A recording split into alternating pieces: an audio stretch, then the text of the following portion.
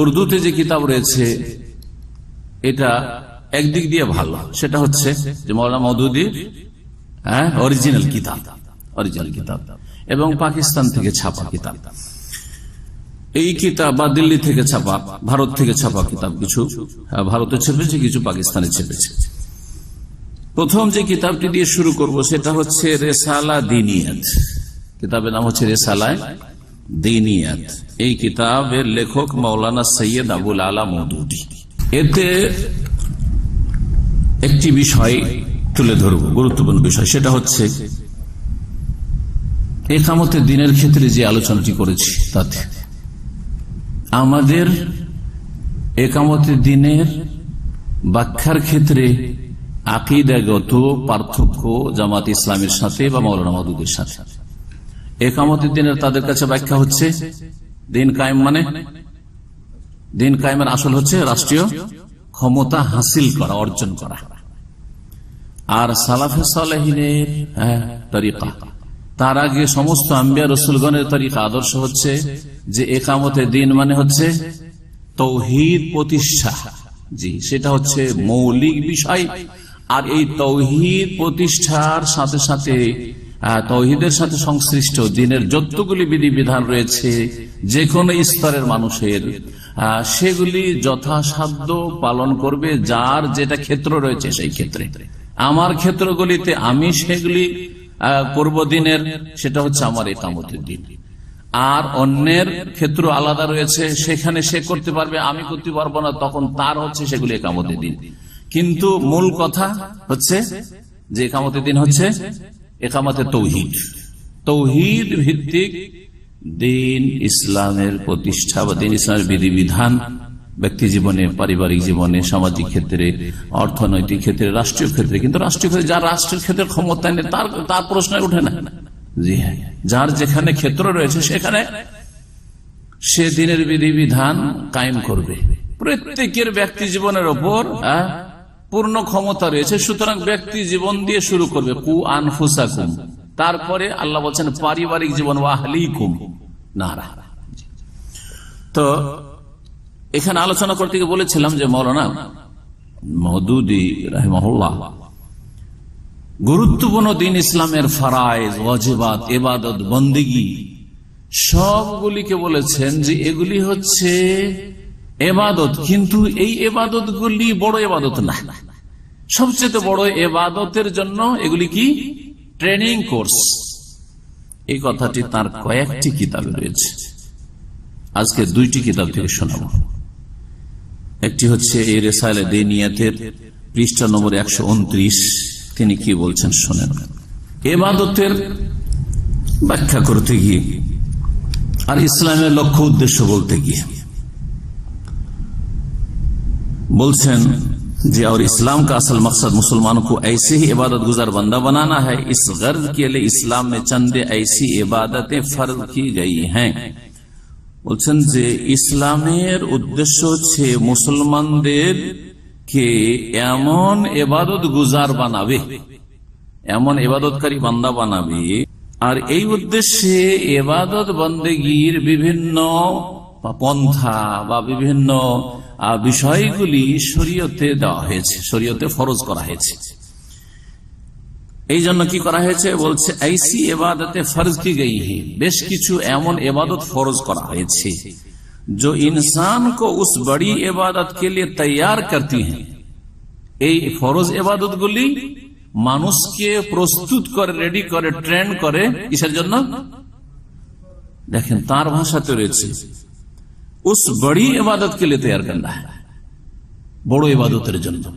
বড় ইবাদতের জন্য এই ফরজ ইবাদতগুলি দিয়ে কি করা? তৈরি করা। বুঝতে পারছেন কিনা? তার মানে এই যে ফরজ ইবাদতগুলি সেগুলি বড় ইবাদত না, এর চেয়ে বড় ইবাদত হচ্ছে ওই বড় ইবাদত যেটার কথা তিনি বলতে চাইছেন।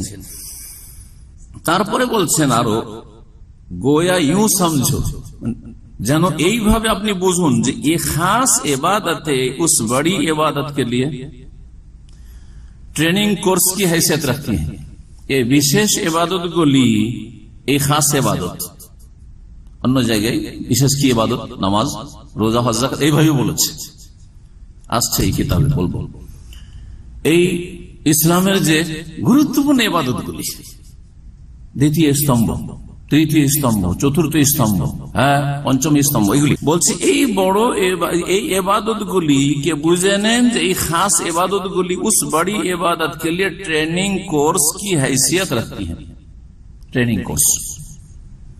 আর ইকামতের দিন আলোচনায় বুঝিয়েছি ট্রেনিং কোর্স মানে এটা মুখ্য উদ্দেশ্য না, যার জন্য ট্রেনিং নিচ্ছেন সেটা হচ্ছে মুখ্য উদ্দেশ্য।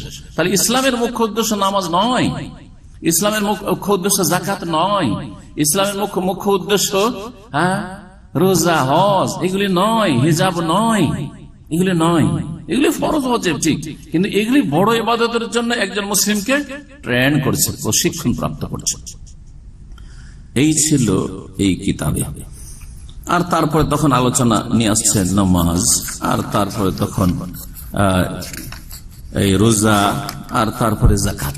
দেশি তরিকায় যাকাতের আগে রোজা, অথচ নবী সাল্লাল্লাহু আলাইহি ওয়াসাল্লামের হাদিসে কি আছে? নামাজের পরে কিসের কথা আছে? যাকাতের কথা। কোরআনে কারীমে কোন জায়গায় নামাজের সাথে রোজার কথা আছে? না আকিমুস সালাত ওয়া আতুজ যাকাত আছে। জি হ্যাঁ। তো এই দেশি পন্থাতেই তিনি উল্লেখ করেছেন, তারপর হজ ইত্যাদি। এই ছিল কিতাব রিসালা দীনিয়াত। এই বিষয়টি এখন আপনাদেরকে শোনাই। তাফহিমাত, তাফহিমাত দুই খণ্ডে রয়েছে, এই জন্য এটা হচ্ছে প্রথম খণ্ড। তাফহিমাত খুব প্রসিদ্ধ কিতাব, সাইয়্যিদ আবুল আলা মওদুদী। আর আমার বয়স যখন 20 থেকে নিয়ে 25, এই সময়গুলিতে খুব পড়েছি ওনার কিতাব। এই কয়েকটা বছর খুব পড়েছি এই কিতাবগুলি।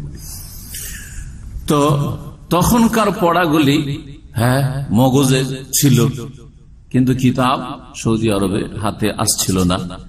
আর অনেকটা হেকমত মনে করছিলাম যে এই বিষয়গুলি আলোচনায় বিলম্ব করি, বিলম্ব করাই হেকমত হয়তো, কিন্তু বিলম্ব করতে করতে দেখলাম যে এখন হেকমত হচ্ছে যে আলোচনা করে দিই। কারণ যদি এইগুলি আলোচনা না করা হয় আর বাংলা ভাষী জনগণ না জানতে পারে কারো মাধ্যমে, কোনো দায়ের মাধ্যমে, কোনো দিনের খাদেমের মাধ্যমে, তাহলে সমস্ত আলেমকে জবাব দিতে হবে সহিহ আকীদা, যে কেন এদেরকে সতর্ক করা হয়। বলছেন তাফহিমাতের 69 পৃষ্ঠায়, তাফহিমাতের 69 পৃষ্ঠায় এখানে শুনেন কি বলছেন। সূরা হজের আয়াত নম্বর 41 তার আগে উল্লেখ করেছেন। তাতে কি রয়েছে? যে যাদেরকে নেতৃত্ব দেব। তাহলে আলোচনাটা কিসের রয়েছে? রাষ্ট্রীয় ক্ষমতা হাসিলের আলোচনা প্রসঙ্গ। কিন্তু এই আয়াত বলছেন আল্লাযীনা ইম্মাক্কান্নাহুম ফিল আরদি আকামুস সালাতা ওয়া আতাউয যাকাতা ওয়া আমারু বিল মা'রুফি ওয়া নাহাউ আনিল মুনকার। এই আয়াত উল্লেখ করার পরে বলছেন যে এ হ্যায় উস ইবাদত কি হাকিকত। এই যে নেতৃত্ব হাসিল করা আল্লাহর জমিনে, পৃথিবীতে, এটা হচ্ছে ইবাদতের হাকিকত, আসল মর্ম কথা। जिसके मुतालिक लोगों ने समझ रखा है कि वो महज नमाज, रोजा और तस्बीह और तहलील का नाम है। বলছে যে ইবাদত কি মানুষ বুঝতে পারেনি। মানুষ মনে করে আজকালকার মুসলিম সমাজ যে ইবাদত হচ্ছে নামাজ, রোজা, তসবিহ, তাহলিল এগুলির নাম।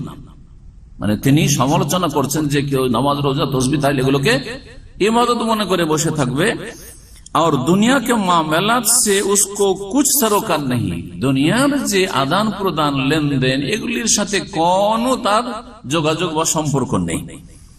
हालांकि অথচ বলছেন, অথচ তার আসল সত্যিকার অর্থে সোম, সোম মানে রোজা, সালাত নামাজ, और हज और ज़कात और जिक्र और तस्बीह इंसान को उस बड़ी इबादत के लिए मुस्तैद करने वाली तमरीनात, तारपरे ब्रैकेटे इंग्लिशे लिखছেন, इंग्लिशটা পড়ে দি, ट्रेनिंग कोर्सेज है, ट्रेनिंग कोर्सेज है। अच्छा, ट्रेनिंग कोर्सेज বুঝলেন না? জি এই হচ্ছে আলোচনা। আমি জামায়াত ইসলামী থেকে অত্যন্ত প্রভাবিত ছিলাম এবং এক সময় আমাদের দুটো ডিস্ট্রিক্ট পাশাপাশি, মালদা আর দিনাজপুর, যে দিনাজপুর এখন দক্ষিণ আর উত্তরে ভাগ হয়েছে, তখন ছিল পশ্চিম দিনাজপুর। বাংলাদেশটা শুধু দিনাজপুর ডিস্ট্রিক্ট, আর পশ্চিমবঙ্গে মালদাহর পাশে যে দিনাজপুর তার নাম ছিল পশ্চিম দিনাজপুর, সেটা ভাগ হয়ে এখন উত্তর আর দক্ষিণ দিনাজপুর হয়েছে। সেই সময় তাদের সাথে এত ঘনিষ্ঠতা ছিল আর এত প্রভাবিত ছিলাম যে আমাকে একবার অফার করলো যে আপনাকে এই দুটো ডিস্ট্রিক্টের আমির বানিয়ে দিই, দায়িত্ব নেন আপনি। ওই সময় এই কিতাবগুলি পড়াশোনা করছিলাম আর প্রভাবিত ছিলাম। ফিরলাম কি করে এই কথাটা এখানে বলিনি, কারণ এইটাই ছিল আমার ইউটার্ন। এই কথাটি যখন পড়লাম এই কিতাব থেকে, রেসালাদিন এতে পড়িনি, কারণ এতে একটু ডিটেলস আছে, তাফিমাত থেকে পড়লাম। পড়ার পরে সাথে সাথে আমি চমকে উঠলাম, আরে কি বলে নামাজ, রোজা, হজ, যাকাত, তাসবিহ, তাহলিল, এগুলো হচ্ছে ট্রেনিং কোর্স। সাথে সাথে ফিরে আসলাম। তখন জামিয়া সালাফিয়া বানারস থেকে পাশ করেছিলাম, এক জায়গায় শিক্ষকতা করছিলাম। আমার সেই সময় বিবাহের বছর ছিল অথবা তার আগের বছর ছিল, ওই সময়টা আমার বিবাহ শাদী হয়। তারপরে মদিনা ইউনিভার্সিটি এসছে। তো আলহামদুলিল্লাহ আমাকে এই জামাত থেকে আল্লাহ ফিরিয়েছে মদিনা ইউনিভার্সিটি আসার আগে, কারণ আমার উপরে ওরা অপবাদ দিবে যে এরা সৌদি আরবে গিয়ে ওদের দালাল হয়েছে বা কিছু হয়েছে। কিন্তু আলহামদুলিল্লাহ আমি ওই জামাত থেকে তওবা করে ফিরে এসেছি, আর তাদের ইমারতের যে আমাকে দেওয়া হয়েছিল, অফার করা হয়েছিল, তাদের থেকে আমি ফিরে এসেছি। কখন?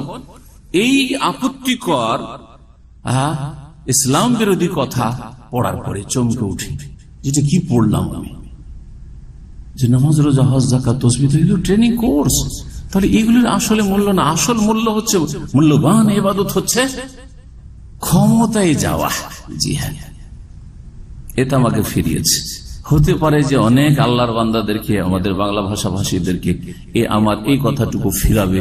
যদি ফিরিয়ে দেয় তো আমার শ্রম সার্থক হবে, আর যদি না ফেরায় আমার কথাতে, বা আল্লাহ রাব্বুল আলামিন তাকে তৌফিক না দেন, তাহলে আমার পক্ষ থেকে এই কথা তার জন্য হুজ্জত হবে কিয়ামতের দিন, যাতে না বলতে পারে যে আমাদেরকে কেউ সতর্ক করেনি বা আমাদের চোখ খোলার চেষ্টা করেনি, আমরা তো বুঝতে পারতাম না।